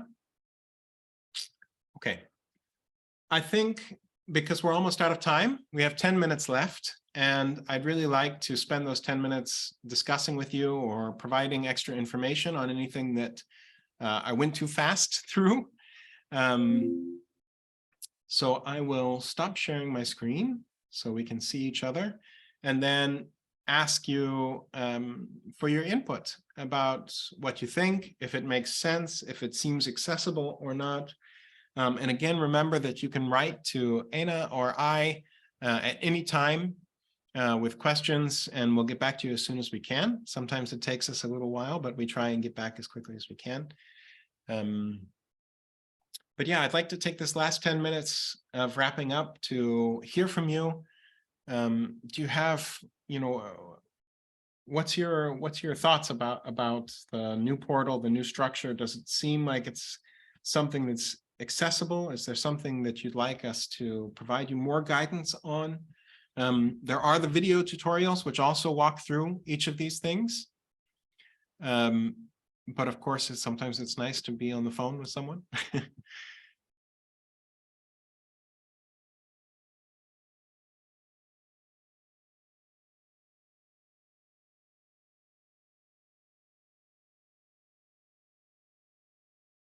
Yeah, James. Yeah, so thank you so much, David, for a very thorough presentation. Sorry, I may not get into the video. My internet is a little shaky, and our friends have already seen me. So for me, having interacted with the previous portal, I really want to commend the team for a very elaborate portal that gives a lot of flexibility on yes, putting information and creating the account. Because I remember previously creating an account, I think, was more individualized than the organization. Than actually if an employee leaves the organization, he can actually live with that data. So I think for me, with more orientation or personal orientation of this, I think it gives more flexibility than before. One of the things that is not specifically related to the portal presentation is internet dependency. I remember the other one was highly internet dependent. Yeah. But actually, if you don't have a strong internet, you hardly upload photos. Yeah. And then again, on retrieval of data, I think this one gives a leeway really to either print out or store. Because the other one, actually, you put data, you hardly get data back. And the portal, for me, it gives us an opportunity to analyze data, but also should be a place either to make a reference if you need data. So I think for me, with personal interaction with the portal, I think it gives more flexibility than the other one before. So for me, that's a comment, and maybe the question whether is still so much internet dependent, but basically I think for me it's good. Great. Yeah, thank you, James. This is a really important point. So the previous portal was quite heavy internet dependent, and it was a bit heavy. So a lot of the assets or the elements, the pieces, were quite heavy in terms of data. So you would need both a good internet connection, and if you were paying for airtime, for example, right, if you were on Airtel or MTN and you were buying a few MBs, it could be a bit expensive to be able to access it. So one of the things that we tried to do when we rebuilt it is strip as much of that out, which is why you can see there's so much of this kind of gray color, and there aren't so many big pictures or graphic elements that would use up a lot of data when you access it. So that's one of the things that we did, is try to make, if you can say it, the portal lighter, so it doesn't use up so much data, and it's not so internet connection dependent if your connection is struggling or poor. The other thing that we did is, I'll just write something here, is when you start to enter information, immediately it says unsaved changes if something has not been saved. But when you save now, you can save each question as you go along, so that you don't have to worry about if your internet drops out or if something happens that way that you lose all of the work that you've just done. So as you go through, you can save each one as you move through, and it tells you very clearly, visually, that it's been answered, it's been saved, so that you know that, you know, there's no doubt that that question is saved and that it's been entered and that the system is there. And so we've tried to make that as clear as possible and as dynamic as possible, so that every question is supported that way, so that you don't lose information and that you can respond as you have time to respond, to go in and to answer or not. Yeah, and if you remove everything out of the question, it goes back to being unanswered. If you skip the question, it tells you it's been skipped, but it asks you why. And it will ask you if it's not relevant, it's not in the scope of your survey. Like I said, if you were just doing cultural integrity and not self-determination, or a lack of data, you have to select this when you skip. And then you would save and it would be pulled out, right? And if you don't put that reason for skipping, it will warn you. And again, we've tried to make that as light as possible, so it doesn't take too much of your connection in order to do it. So I hope that helps, James. And then I also see Shoel has a hand up. I'm just moving quickly because we have only 4 minutes left together. Yes, thank you, David, for your nice presentation. Just I want to ask about the questionnaire. Yeah. Did you bring any change in the new questionnaire? Yes, because you have said you have added 3 new module, 3 domain. So what is the difference between the old questionnaires and a new questionnaire of national survey or community survey? Thank you. Yeah, great. No, thank you, Shoel. This is also very important. So it takes maybe a little bit of explanation to get behind it. The new modules, the new portal is the same questionnaire. So what's here is exactly what was in the old questionnaire. And that's why you see this number. So here we're on tab 1, area 1 of self-determination, right? 1.1. And then we start with 25. That's because this 25 is tied to the old survey structure in the old portal. This is so that we didn't lose any of the information that you worked so hard to collect and to upload in the last phase. So if you are looking at an old survey and you see question 25, it's this same question, even though this is question 1 in the new portal framework, right? So 25, 26, right? And they're broken up here, and then you move to 1.2 and you see 27, 28. So you can see that the structure has been changed, but the questions are the same. When we talk about adding the new modules, which are these cross-cutting domains, climate change, biodiversity, and due diligence, this isn't done yet. This is work that we're going to do in the next 3 years. So as we move forward with this, it won't affect the surveys that you're doing now or the surveys that you've done previously. But in new surveys, after these modules have been developed, and DIHR, the Danish Institute for Human Rights, will coordinate and lead some of this in terms of the module development. But that will be a very consultative process with all of the partners in order to develop the questions, the areas, and the weights and the scoring, right? Remember, we had that document that talked about the methodology of how the index score is calculated. That will also have to be updated with the new questions and domains so that everything totals back up to 100% again. So that process will take probably maybe a year and a half, maybe the next 2 years, to develop those questions through consultation, to make sure they're aligned when we talk about biodiversity with the post-2020 biodiversity framework, with the indicators that are being developed in those consultations, when we talk about climate, to make sure that they're aligned to the LCIPP process and the environment and climate process under the UNFCCC, when we talk about due diligence, to make sure they're aligned with the binding legislation from the European Commission, with the binding legislation from the UN that's been developed over the last, like 7 years, 8 years, right? So that process will be ongoing over the next few years. And when it is completed, they will be added to the surveys, and new surveys from that point forward will have those new questions in them, but it's not something that will happen today. It's not available today. So the surveys as you know them today are the same, but slightly reordered or restructured. I hope that answers, Joelle, but of course, if you want to talk more about it, please, we can do that. I see Anna also has her hand up.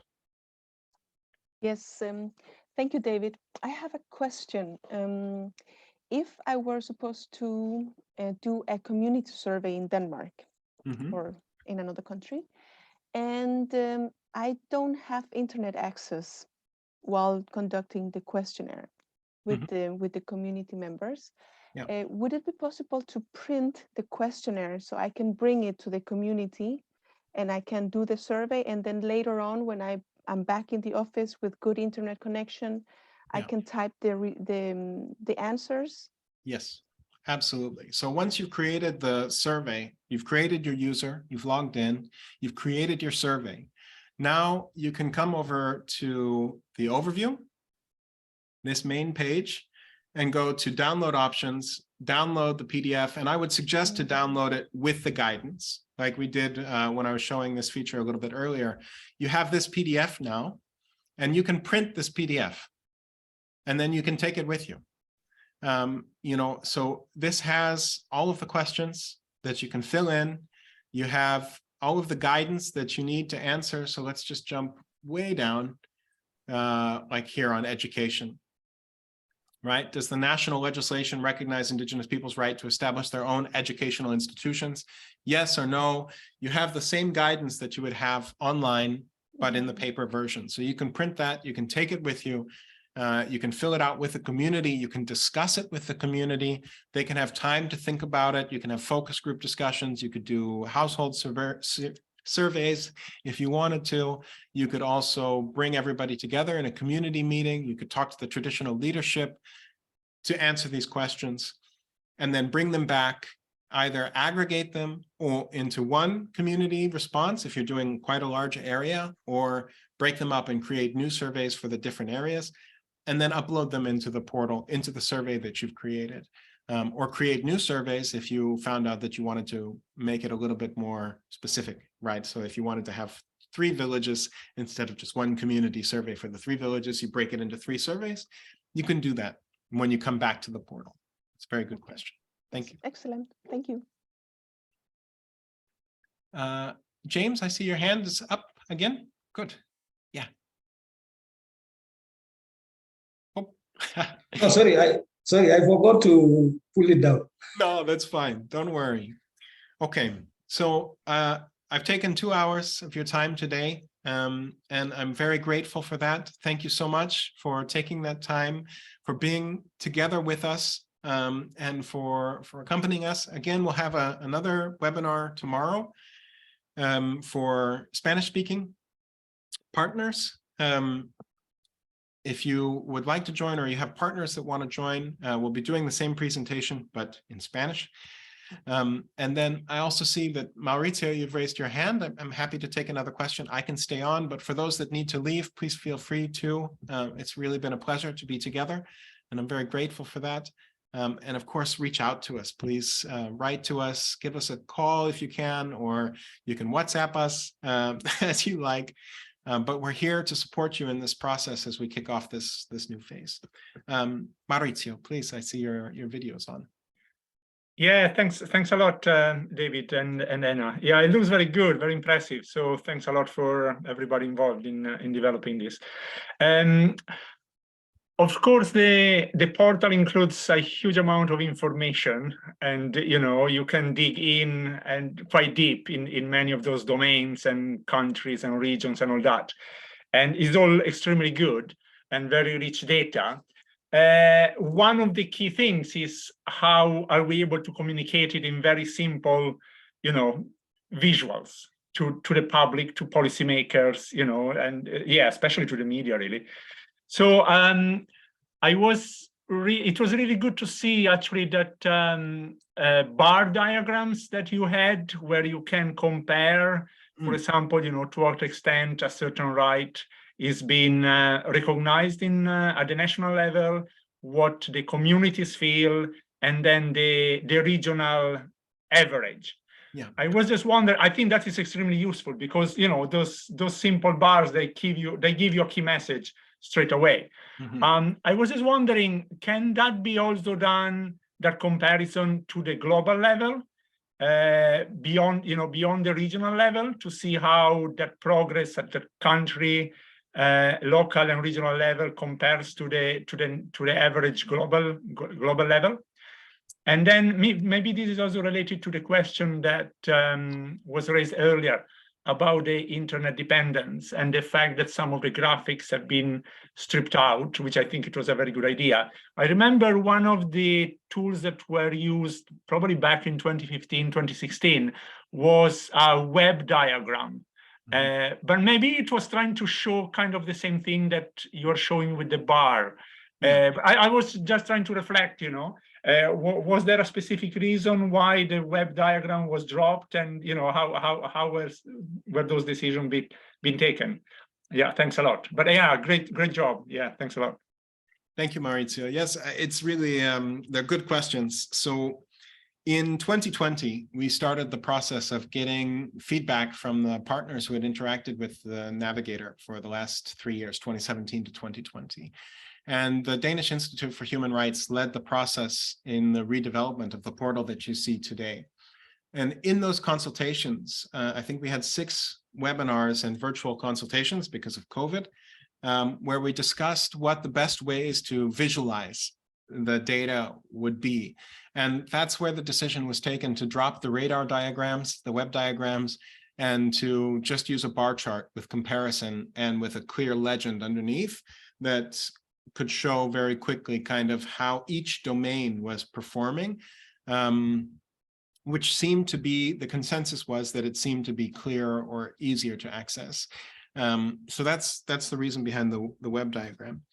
On the global level, this is a difficult question, because we do have the calculations, of course, as you saw, for the regions. So we can do regional comparisons and even national comparisons to a global aggregate, but we felt that we don't have enough data yet, to be very frank. I mean, we only have 14 countries out of 90 plus that have indigenous peoples. So one of our goals, is to expand these national surveys so that at least we have 25 countries covered, which will then give us a better pool to be able to do kind of that global analysis, that global situation. 14 is still good, but we felt that the regional buckets made more sense for those calculations, because then you could look at South America, you could look at Africa, which, as you'll notice from our map, is still one of the areas where we need to expand. I mean, it's one of the areas where we only have a few countries covered that we would like to expand into more countries. And I mean, we'd like to expand everywhere, but as you can imagine. But yeah, so that global comparison is not something that's currently available. It could be, but it's something we'll have to discuss as we move forward and get that better coverage so that we have better representation of the data.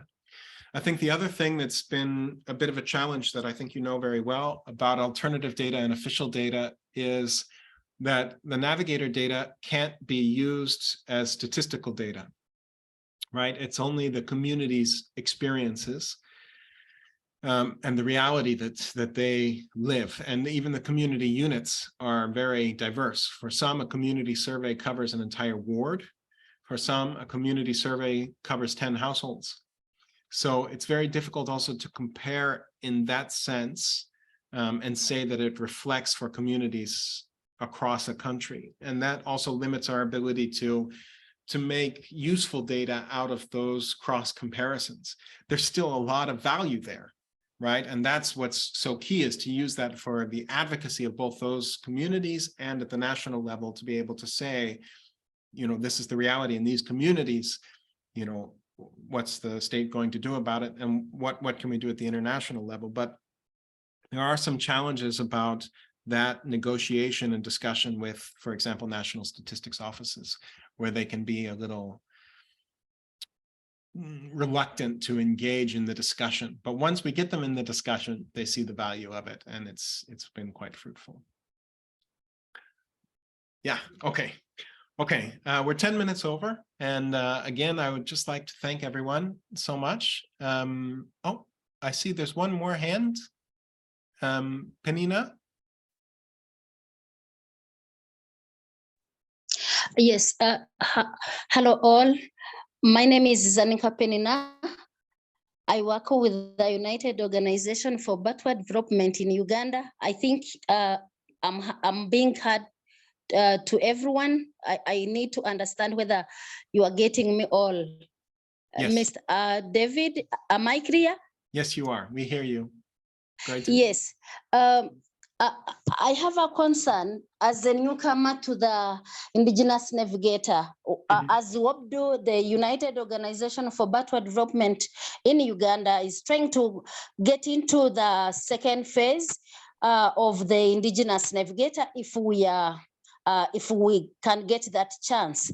However, from the explanations I've been following since the session began, but it's not to say that DVD is going so fast, but I would like to understand how would a newcomer partner or says or get to understand and move on the same footing with those ones who had it in first phase. I'm just curious to know, how can we catch up with others? Thank you so much. No, thank you. I think this is a very good question. It is challenging, and we have allocated resources. So there are two main leads in this sense that would be able to help you.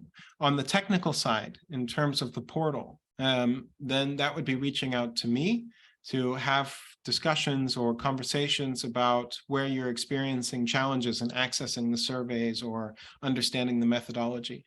But Tebteba, who Jim Rex introduced themselves earlier, is the lead within the consortium in terms of our outreach and communications, and helps to provide some of that support for new organizations that are interested in joining the consortium and working on the Indigenous Navigator.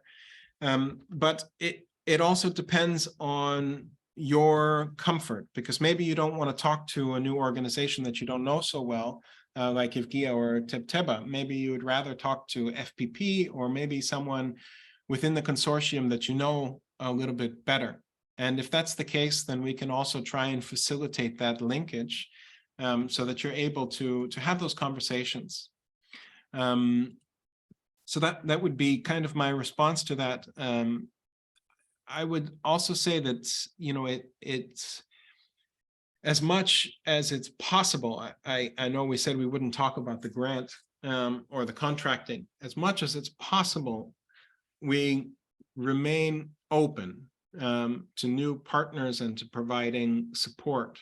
But of course, it's difficult within a grant agreement to add partners that haven't been identified at the outset of a phase. So just to say that it's a conversation that we would have to take individually and discuss to see, you know, for a new organization that's completely new, that's not engaged before, to learn about the Navigator and to engage and to want to work with us. We can provide support from Tebteba, from Ivgia. We can provide technical support.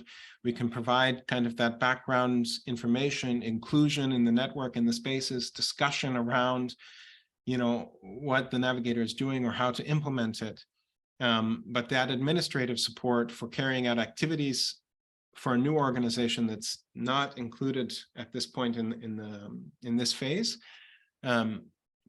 is a bit more complicated. It just has to be taken bilaterally. I know maybe that's not the best answer, but I hope it makes sense. I mean, this grant for this phase is fully allocated. So may I just add something, David? Oh yeah, go ahead, Ada. Yes, that we have included funding for Uganda for the work with your organization. So, but that goes through FPP, not directly through UGIA. But yeah.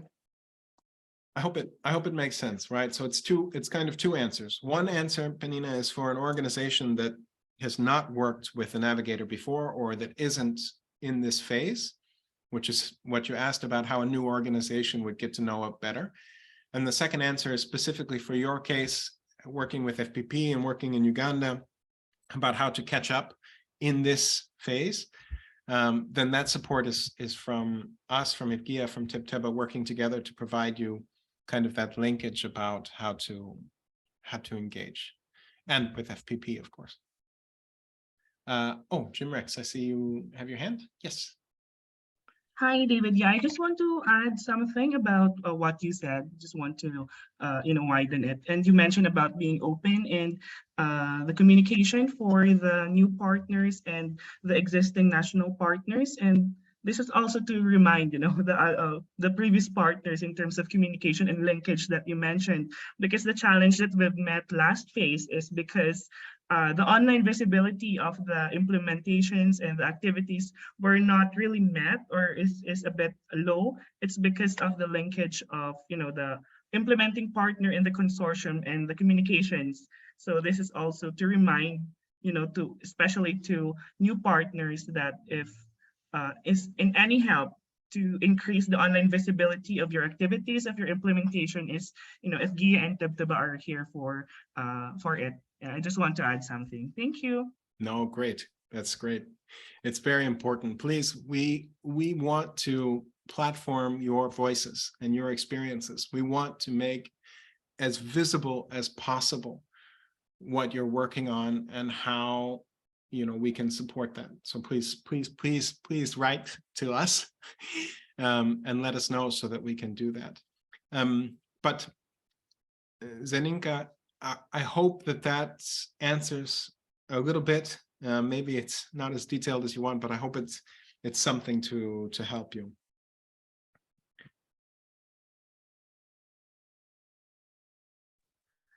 Yes, sure. I'm so great. I'm so grateful. Thank you so much. We're very excited. Okay, with that, I've taken 15 extra minutes of your time, so I apologize for that, but I'm very grateful for all of your participation and for being here. And please reach out to us with further questions. Please create your user accounts if you're going to be working on the surveys, so I can get them approved. Remember, you just go to the homepage, apply for an account, and put in the details, whether it be your name or your organization's name, but set up your accounts so that we can make sure that when we start doing the work, you have full access to the system. And please refer also to the package, to the folder that was in the email, the invitation that gives you access to PDFs of the National and Community Survey. It gives the tutorials, it gives video guides, and it gives some really interesting publications that have been produced by the Navigator. And with that, we'll say goodbye for today. And a big thank you once again for all of your support, and really looking forward to the tremendous work that we're going to be doing together. Yes, thank you so much, everybody. Thank you, David. Thank you. Thank you. Thank you.